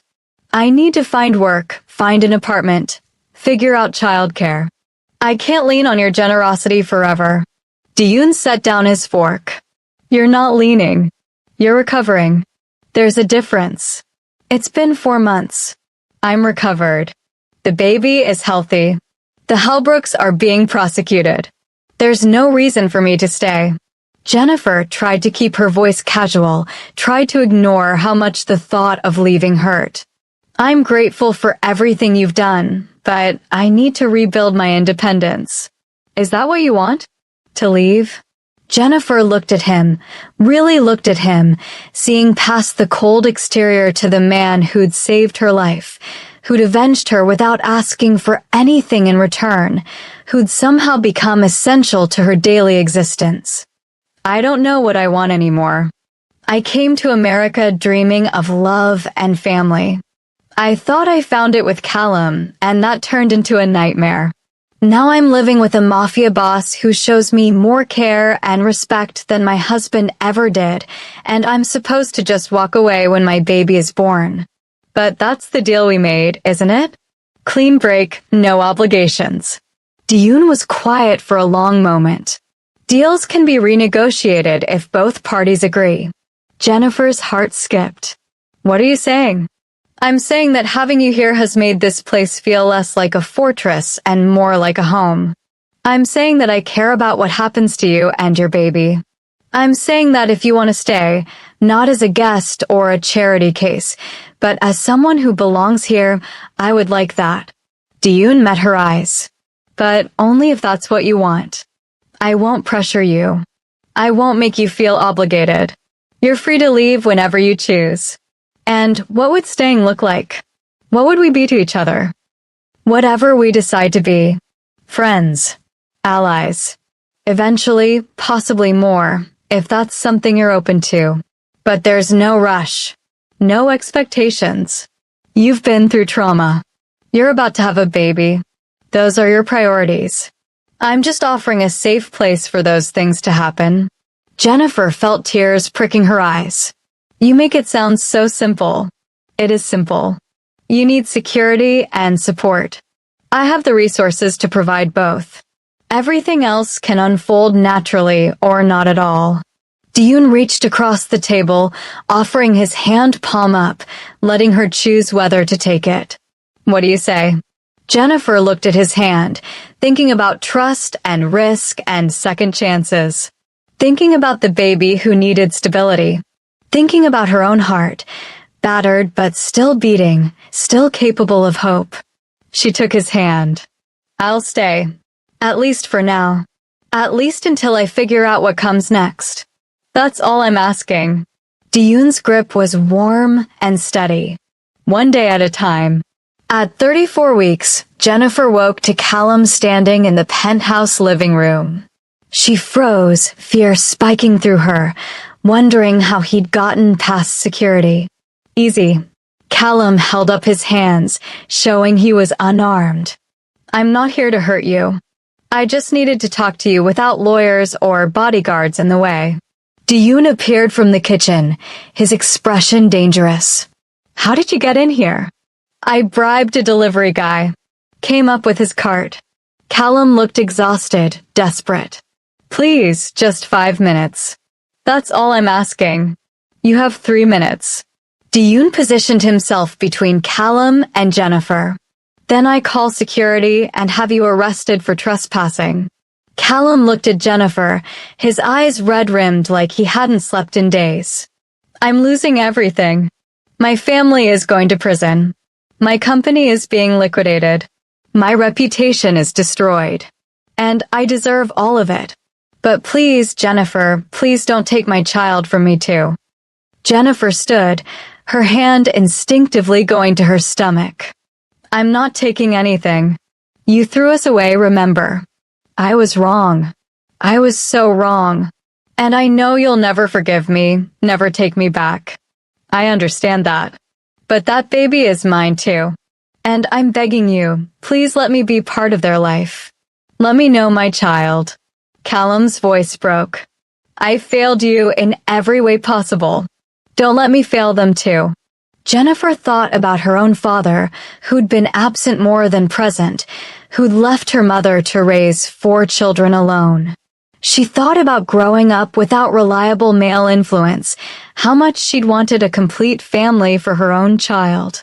This baby deserves better than a father who abandoned them before they were even born. I know. And I'll spend the rest of my life trying to be better. Not for you, but for them. Callum pulled out an envelope. I signed over all my remaining assets to a trust for the baby. It's not much after the legal fees and restitution, but it's something. They'll have financial security even if I'm in prison.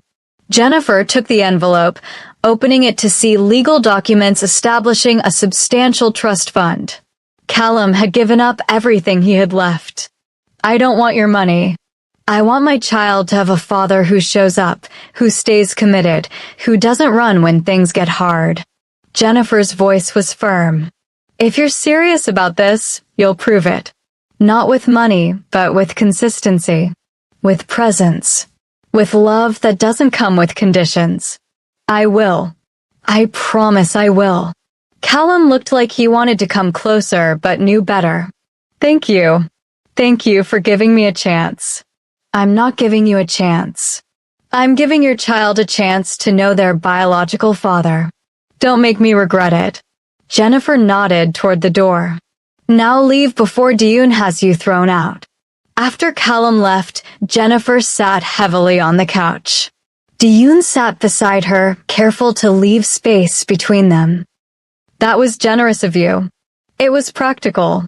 My baby deserves to know where they come from, even if one half of that equation is a man who failed spectacularly.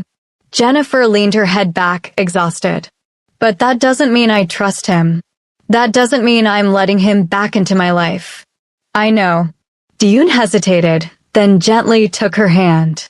But for what it's worth, you're going to be an amazing mother. Your child is lucky to have you. At 37 weeks, Jennifer went into labor. It started subtly, irregular contractions she initially dismissed as Braxton Hicks. But by midnight, they were coming regularly, intensifying, unmistakable. Diyun. She knocked on his bedroom door, surprised to find him still awake, working on his laptop. It's time. His reaction was immediate and efficient. Within minutes, they were in the car, Tasik driving like they were in an action movie, getting them to the hospital in record time. Dr. Min was already there, having been alerted by Diyun's text. The labor was long and difficult. Hours blurred together, pain management and breathing exercises and Diyun's steady presence beside her bed. He held her hand through contractions, wiped her face with cool cloths, and told her she was strong enough to do this. At dawn, after 14 hours of labor, Jennifer's daughter was born. Small and perfect, with a full head of dark hair and lungs that announced her displeasure at being removed from her warm home. The nurses cleaned her quickly and placed her on Jennifer's chest, and Jennifer felt her heart crack open with love so intense it was almost painful. She's beautiful. Diyun's voice was thick with emotion. Perfect. Jennifer looked at him, seeing tears on his face, and understood. This wasn't just about her baby. This was about the son he'd lost, the family he'd been denied, the second chance they'd both been given in different ways. Would you like to hold her? Jennifer asked softly. Diyun looked startled. I couldn't. She's yours. Please. I want you to. Jennifer watched as Diyun carefully took the tiny baby, cradling her with surprising gentleness for a man known for ruthlessness. The baby settled immediately, her crying stopping, her tiny hand wrapping around his finger. Hello, little one, Diyun whispered. Welcome to the world. You're going to do great things.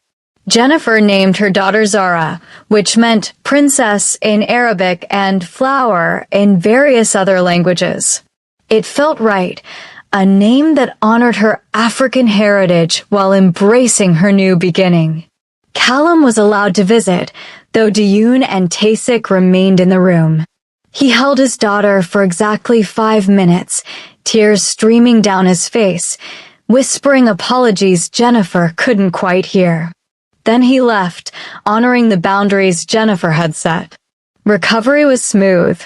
Jennifer's body healed, her daughter thrived, and life settled into a new rhythm. Diyun's penthouse transformed with baby equipment and late-night feedings. He was there for all of it, not as Zara's father, but as something equally important, a man who'd chosen to show up, to help, to care without demanding anything in return. The trials happened when Zara was 3 months old. Jennifer testified, telling her story with calm clarity while holding her daughter in a sling against her chest. The jury saw a mother who'd survived, a baby who'd nearly died, and a family whose cruelty had been methodically documented. The verdicts came swiftly. Marlene and Edgar were convicted on multiple counts, sentenced to 15 and 20 years respectively. Meredith received 12 years. Dr. Boone lost his medical license and got 8 years. Callum was convicted of conspiracy and fraud, given 5 years with possibility of parole in 3.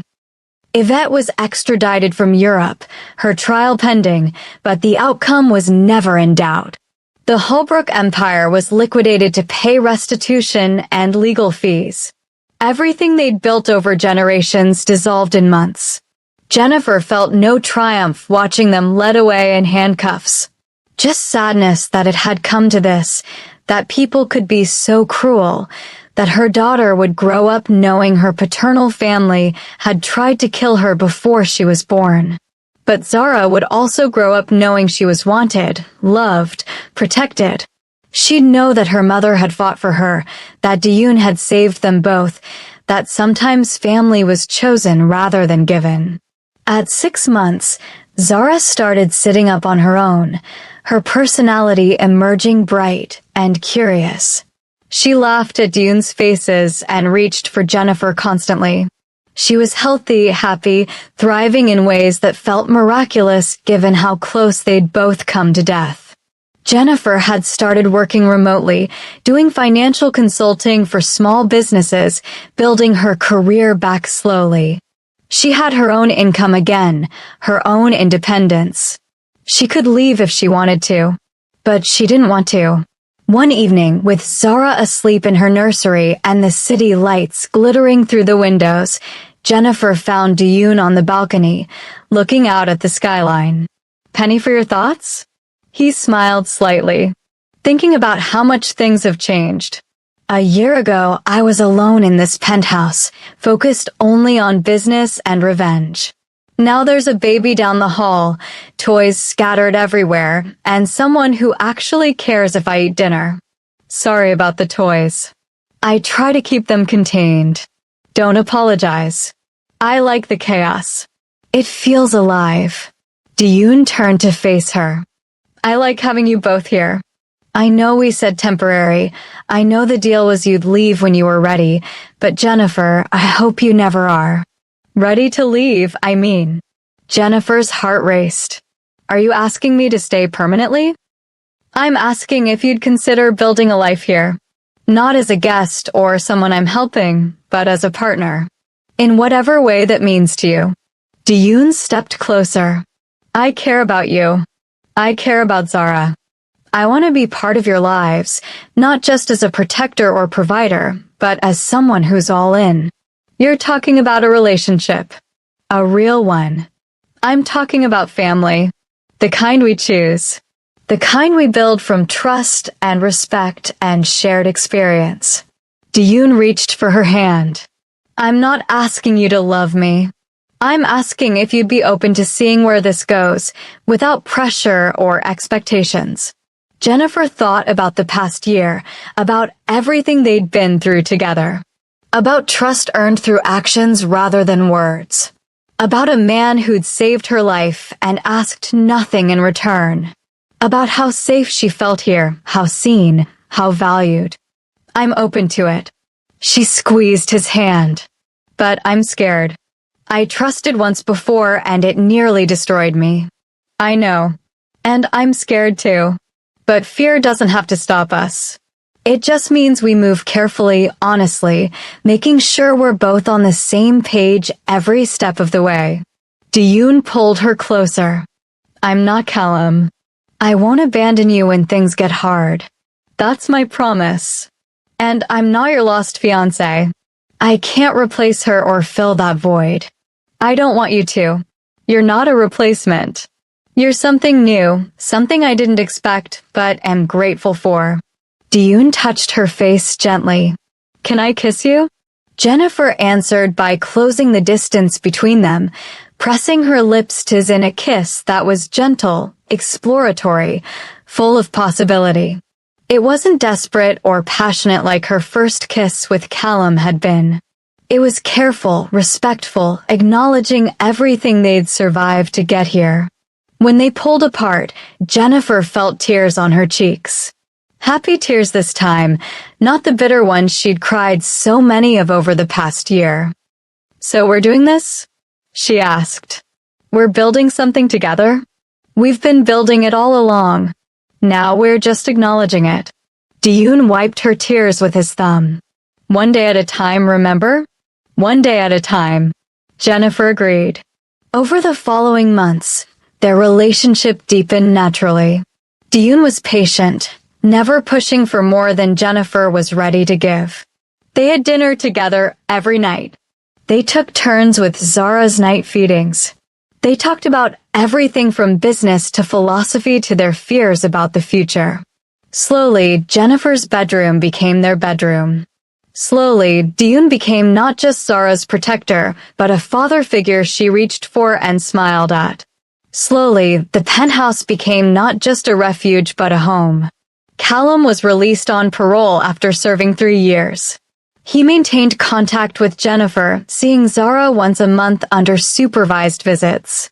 He was different now, humbled, broken in ways that seemed genuine. He apologized constantly, never making excuses, accepting that he'd lost his chance at being a real father. Zara called him Callum, not Dad. That title she reserved for Diyun, the man who'd been there from the beginning, who changed diapers and sang lullabies and taught her to walk. Callum accepted this with grace, grateful for whatever relationship he was allowed. On Christmas Eve, 3 years after that terrible night when Jennifer had nearly died in the snow, Diyun prepared a surprise.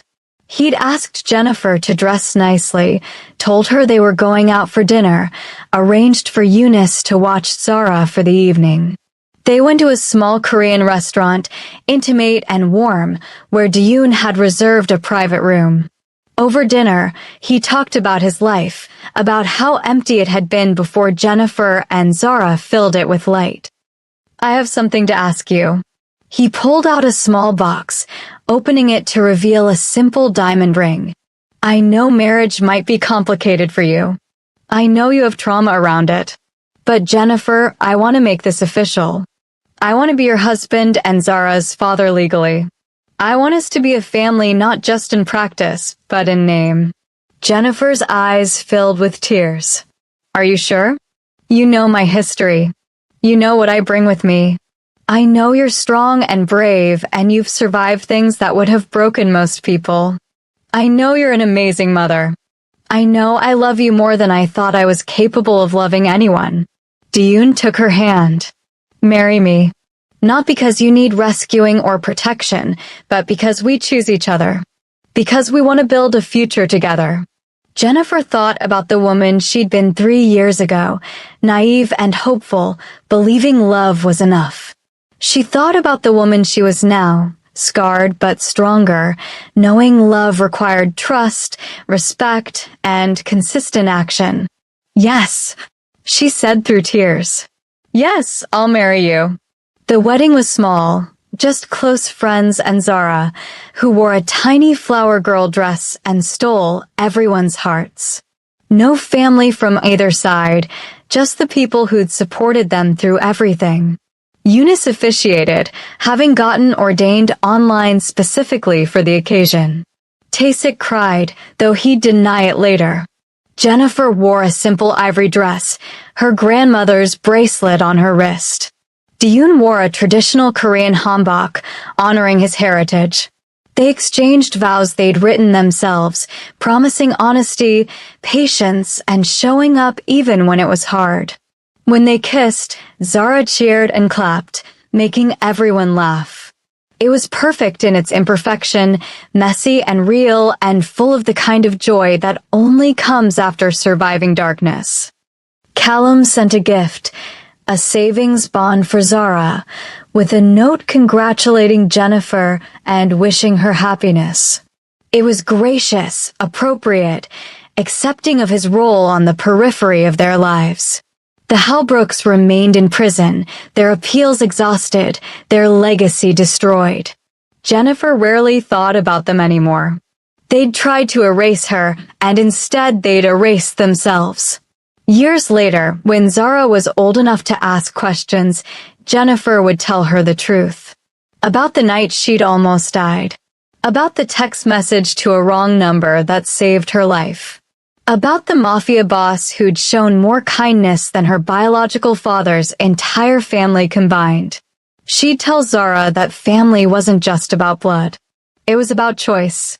About people who showed up and stayed, who protected and loved without conditions. About a mother who'd fought for her survival and a father who'd chosen them both when he didn't have to. And Zara would grow up knowing she was wanted, loved, and that even in humanity's darkest moments, compassion could still break through. That wrong numbers sometimes led to right destinations. That Christmas miracles could come wrapped in designer suits and gray area morality. Jennifer's story didn't end with revenge or destruction. It ended with redemption, reconstruction, and the quiet triumph of building something beautiful from ashes. She'd texted the wrong number on Christmas Day and found her way home. If this story touched your heart, please hit that like button and subscribe to our channel for more emotional journeys like Jennifer and Dion's. Drop a comment below telling us what you thought. Would you have given Callum a second chance, or was Jennifer right to move on? Your engagement helps us bring you more stories that matter. Thank you for watching, and remember, sometimes the wrong path leads you exactly where you need to be.